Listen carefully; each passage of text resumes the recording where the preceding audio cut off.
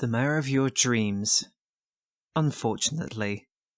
By Laurie. "'Tis true," Princess Luna proclaimed from outside your window.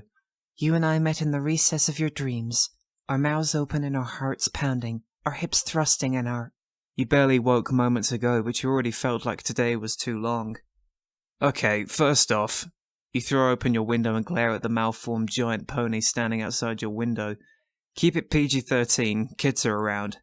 "What? Fine." Luna crossed her forelegs and fell onto her rump.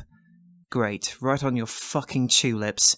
No one takes the time to admire them, and as soon as they bloom, some bitch sits on them. "I have seen the sweet love we have made in the fantasy of your dreams, and I have now come to make the same happen once more in reality." What? Maybe you could grab your shit and leave? I don't even know who you are. "I am one of the twin sisters, the queen of the night, and the—" Okay, I forgot that I didn't care. You're not even sure who this crazy bitch is. One moment you were laying in bed with a decent mast down below. The next someone is pelting fucking pebbles at your window. So what do you want from me again? "Your love," she replied, "as well as your cock." I don't even know you! "But I know you." Luna stood back up. You attempted to draw your blinds. "You dreamt of me the night prior, the influences of my body dancing on your attraction.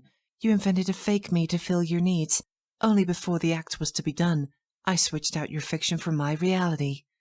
So wait, I had a dream about you and went to bang her? Luna nodded. And just as we were about to bang, you switched places so that your and my consciousness had sex? Luna nodded. Okay, so I just have one question. Since you and I banged, you began, then we kinda did have sex for real because it was the real you and me. But since the bodies in which we had sex in were made of dream material, we didn't fully do it. Luna blinked, thought about it for a second, then slowly nodded her head. So that means if you have a kid, it ain't mine. You draw the blinds over the window and step back into your cabin, sighing heavily as you feel the weight of child support and probably a crazy ex on your shoulders. Well, that was until you heard a knocking at your door. You swear to whatever fucking pony god flies above you're going to go up and stick your hoof down its ass if this psycho just made you get out of bed. Your first attempt at getting out of the bed turned out to be a complete failure, including you on the cold floor, and all semblance of what's good and right with the world miles away in your bed. Your second attempt at getting off the floor... Wait, fuck. Your bed. You erase everything that happened in the last half hour from your memory, since it took you that fucking long to drag your lazy ass across the house and open your door to see that, like the wind and rain in your spiraling depression, that this mystery horse was waiting at your door. "It's been half an hour."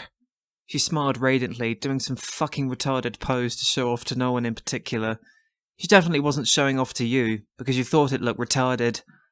"I would wait as long as it would take for my love to sweep me off my hook." You proceed to slam the door and wander off to your kitchen. Maybe a coffee would prepare you for this garbage. Maybe it would cure your resting bitch face and actually make you a decent fucking pony. Wait, you were always like that. Oh well, coffee would make you slightly less like that. So off you went, across your cabin and into the kitchen, where much to your dismay, standing there before your counter was the Princess of the Night herself. The fucking bitch was using your toaster. Oh, come on, you said as you threw up forelegs. Professing all this weird shit? Fine, I can handle that. Breaking into my cabin? Annoying, but at least I can kick you out. But using my toaster and eating my toast? That's when you've gone too far. You looked down to find more than half the slice eaten. You sighed, dropping the toast. You looked over to the counter, finding more than just one toast missing. You fucking bitch. You owe me a new fucking bag after this. "You would do best to give me a break." Luna sat down and crossed her forelegs. "Our lovemaking session lasted the whole night. I can hardly be faulted for needing a meal." She looked back at you and winked. "If I were you, I would take that as a compliment." If she did that again, your dick would probably recede back into your body and disappear into nothingness. Why would I care? Nothing in that dream actually happened. You sighed. This is fucking retarded. "See, we are on the same page." Luna rose up and came before you, resting a hoof on your foreleg. "What we did last night was amazing, but it has yet to truly happen."